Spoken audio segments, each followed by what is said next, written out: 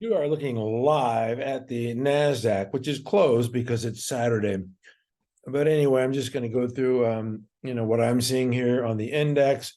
Obviously, the doom and gloomers have been rewarded recently. We know there's an inverted yield curve and there's a recession coming and there's lots of doom and gloom. And we had this head and shoulders on the index, and it paid off with this little Gumby shoulder, but it stopped going lower, right? And then on Friday, actually had a follow through day. If you want to go back to last year, you could just say this index just formed a big cup with handle pattern, and then broke out here in May, and then ran all the way up to July 19th, and then had like a 10-week pullback before this follow through day. This is like a 12% garden variety pullback. So there's something for both the bulls and the bears, which is good, right? Because everybody's got to eat, bulls and bears. I will say, though, that this index has not gone anywhere for about 34 months since it hit 13,000, right about right here. So yeah, it could do this for a long, long time. It traded from 13 and went to 16, so it went 3,000 above, then it went 3,000 below, and now it's just kind of right back in the middle, right? And so, like I said, this can do this for a long time. This is back from January in 2021, so it's been about 34 months, right? Yeah, it's October of 2023. So anyway, just wanted to point that out. It is a weekly review, so I wanted to show the weekly chart. Anyway, like I said, you are here, right here. We had a follow through day on Friday. The index hit a low here, retested that low, and then found support and bounced. Now, it's all great, and the follow through day is, it's an idea to flip the script from, being so weary and worn out from making trades and losing money to, kind of flipping your mindset to, hey, get in here, buy something, and it starts working, and then changes your mentality a little bit here when you start seeing your money growing here on successful trades.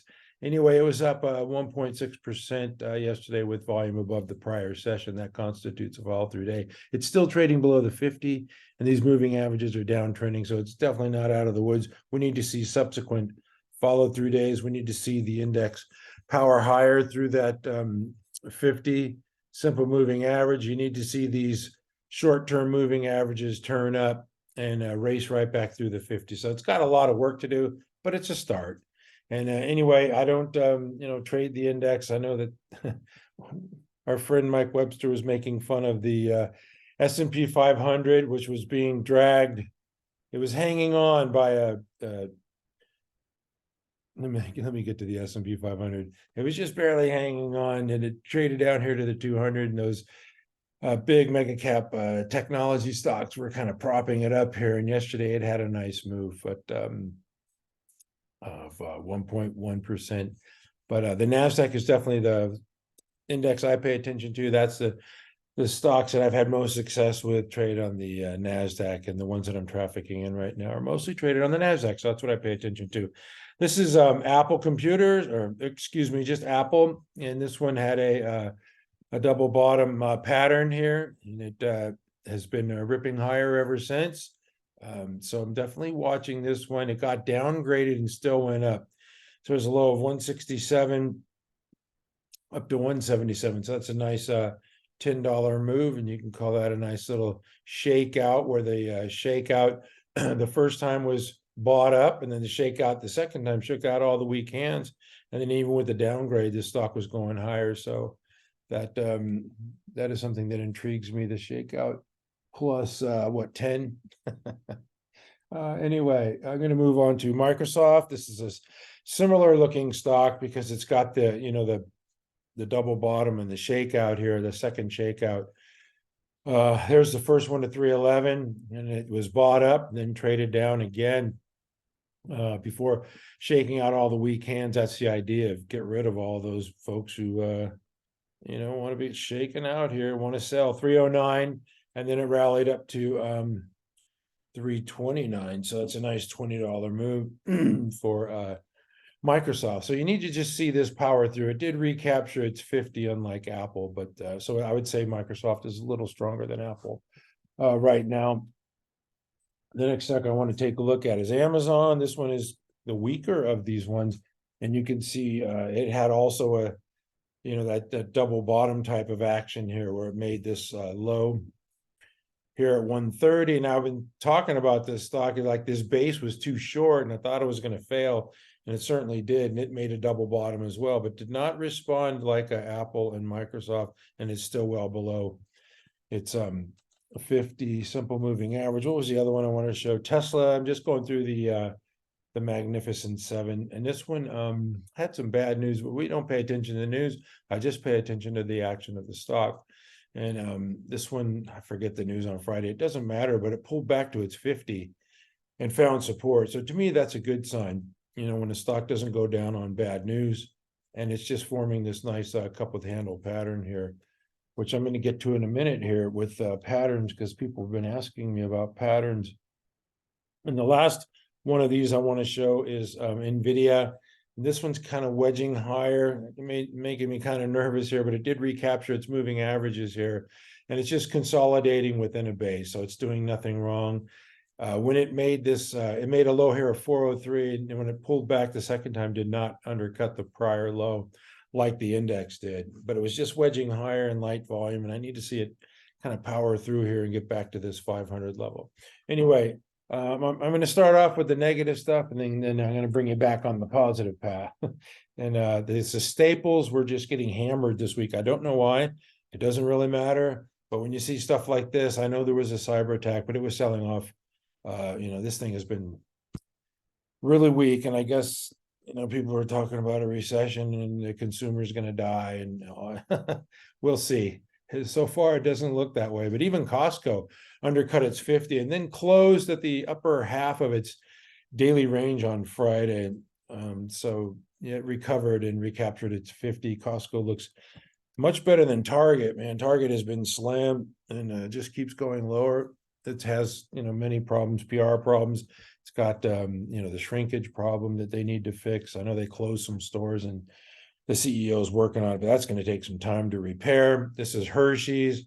This thing was richly valued, no pun intended. It was getting a little rich there at, it's like the PE was like, I don't know, 35 or something.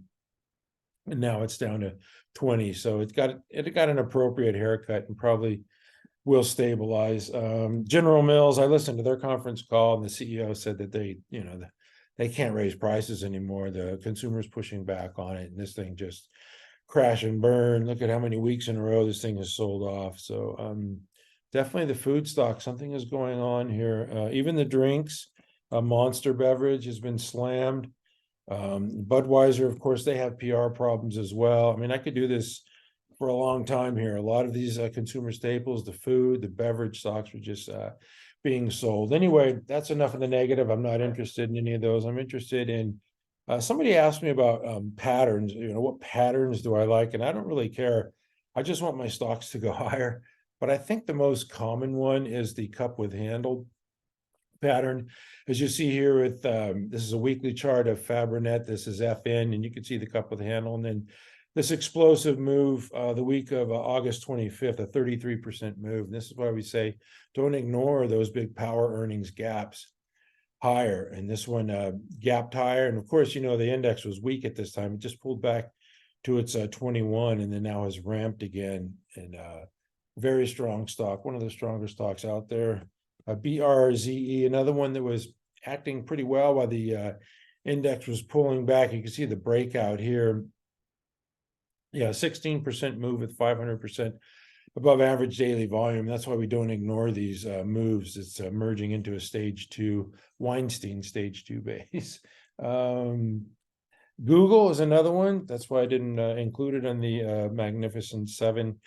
This one formed a cup with handle and blasted higher, and it pulled back to its 50 for the first time also. So that's a nice cup with handle. It was a short cup with handle, had a 3-week tight pattern there before the pullback. But Google looks good to me. And PDD, this is a Chinese retail internet stock. You can see pretty simple or easy to see pattern here, this cup with handle the pullback and this explosive move of 15% with 270% above average daily volume, then formed this little shelf type pattern here, didn't give up its gains, and then ramped on Friday, what's 7.5%. So PDD is definitely a stock of interest. Another base that I like are, some people like to chase, the bottoms, pick the bottoms. Some people like, to buy stocks with short interest that have been sold off a lot and beaten down. And there's lots of different ways to make money in the market. I'm just showing you a couple patterns that I like. I'm showing you stocks, that I like. Everybody's got their own way, or at least they should have their own system.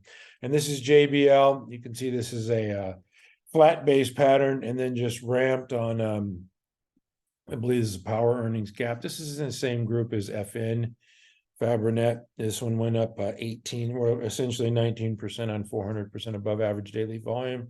And it's still 5.4% above that rising 10 EMA. Definitely a strong stock.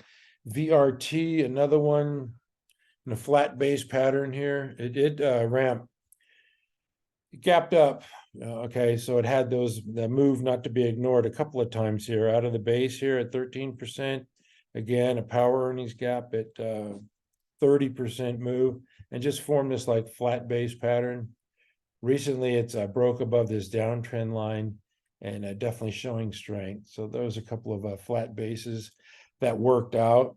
Another pattern that I like is the pullback within the base. When a stock is forming a base and it pulls back, like this is Bentley Systems, and this is still viable, but it pulls back right here to its 50 within the base and then blasts higher with volume the last 3 sessions. So that's another style to use. Abercrombie and Fitch, it did the same thing. This one did it a while ago, though. See the pullback, this one's below the 50. So, it'd be kind of hard for me to buy this, but it broke above that downtrend line with massive power and earnings break, 31%. Just pulled back. It respected the 21, then gapped again, 23%. And that's why you don't ignore these. Sorry about that. Anyway, don't ignore those, but I will ignore more on my phone because I don't answer phones from telemarketers.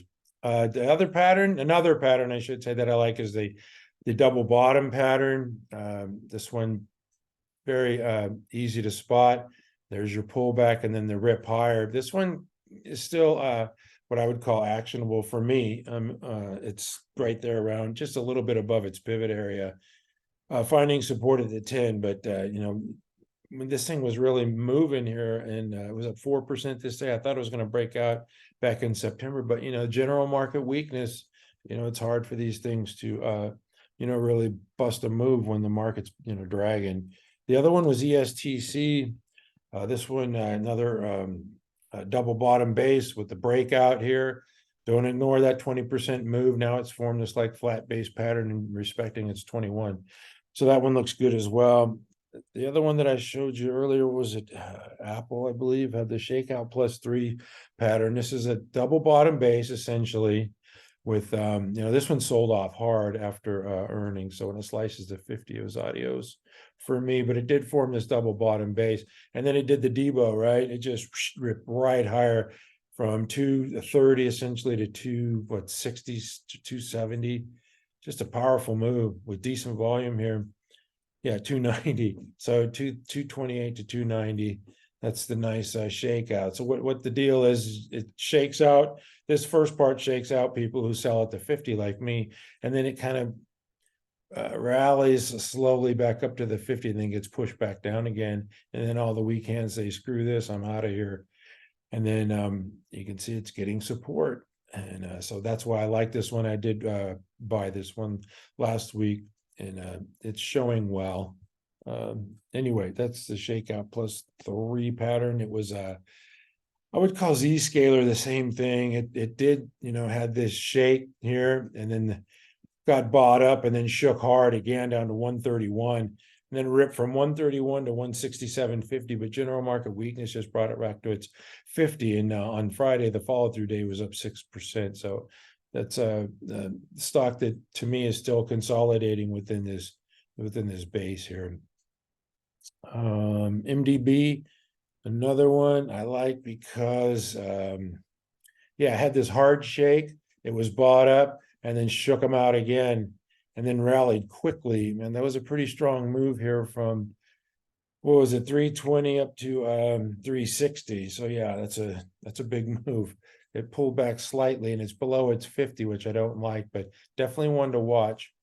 What was the other the pullback to the 50 after the breakout from a base. So here's Arista Network breaking out from a base. You can see the base, lots of bases, but this is consolidation. It's still within a base, but the breakout is right here on August 1st, ran up from what, 149 to 198, pulled back to its 50 for the first time, found support and traded higher. This one looks like it wants to trade to 200, but another stock that broke out of a base and pulled back to its 50 for the first time is Eli Lilly. These drug stocks have not done well in 2023 or ever since 2021. Actually, it's been really a tough go for the drug stocks, but Lilly's got the weight loss drug, gapped higher on earnings, ran up to what, 600, then pulled back to its 50, found support and went higher. Lilly is stronger than Novo Nordisk, which did the same thing, gapped higher in earnings, essentially formed a flat base pattern, pulled back to its 50, and you can see it just barely above the 50. Quite a contrast from Lilly, which really bounced hard off its 50. Another pattern that I like and stocks that I'm watching is just consolidation. Just, Meta made this big move, 88, it's up 150 something percent this year, and now it just consolidates, in a base. So just waiting for it to pop out of that base, or you could buy it here. Broke, or you could even say it broke above its downtrend line here on Friday. So Meta's another one. Crowd is another one that's it's in this like long base period. On Friday, it kind of broke above that. But it's had another, nice run, 92 to 160, consolidating in the base, and Friday popped higher. So consolidation is good. Base on base pattern, not my favorite, because sometimes stocks just go base on base on base on base forever. Like STM, this one just goes, base here, big base here, another base here, base after base after base. You get a base, everybody gets a base, like the Oprah meme. But also there's stocks like CRS, which had this base on base pattern and then ripped higher. Here you can see this right here, base on base, and then slammed higher. Probably see it better on the daily. There it is, the base, and then rammed higher. So, like I say, not my favorite base on base, because sometimes it just gets stuck in a base, right? Let me see, which one am I looking for here? I might have to blow this one off. Okay, there's the base on base here. There's the base on base, and then slammed higher, pulled back, with general market weakness. But base on base pattern, like I say, is not my favorite. It's just, I'm just showing you some base patterns that I look for. And then the last stock that I'm going to show you today is AMD. I know that this was high on some people's short list, but I think it shook some people out as it broke above this downtrend line on Friday.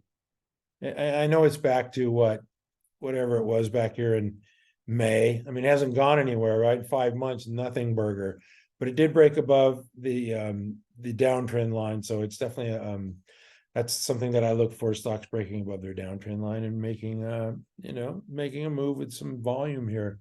So, I mean, if I'm going to buy something in the fabless, semiconductor fabless, I want the leader, I want NVIDIA, but AMD is intriguing as it broke above its downtrend line. That's all I have for you today, except for in the honor of Steve Jobs, who passed away 12 years ago on Thursday.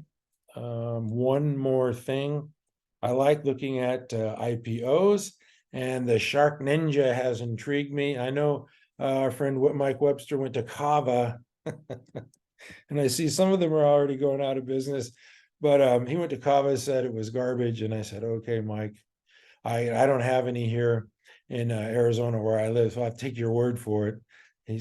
But this stock, the proof is in the pudding, right? It undercuts its IPO low, made this big run, probably a bunch of retail folks jumping in, and then it just sold off hard. So anybody bought over here, you're underwater now, but not with Shark Ninja. I have not tried their products, so I need to try their products before I get more into it, do my Peter Lynch due diligence here. But it undercut the IPO low, which is normal, and now it's starting to really rally pretty hard here, and it's right pulled back to its 10 EMA, but definitely one that I'm interested in because it's got the it's earnings growth, it's got sales and earnings. It's not one of these IPOs that isn't making money. They're making money, they're profitable. The up-down volume at 0.8 is a disqualifier. I don't like that, but it does have some return on equity, and it's not one of these stocks that is just going up without any earnings and sales. It's not a SPAC. They have actual products. And anyway, that's it for me today. Thank you for watching at mcstockcharts.com. We never give up. Have a great weekend. See you Monday.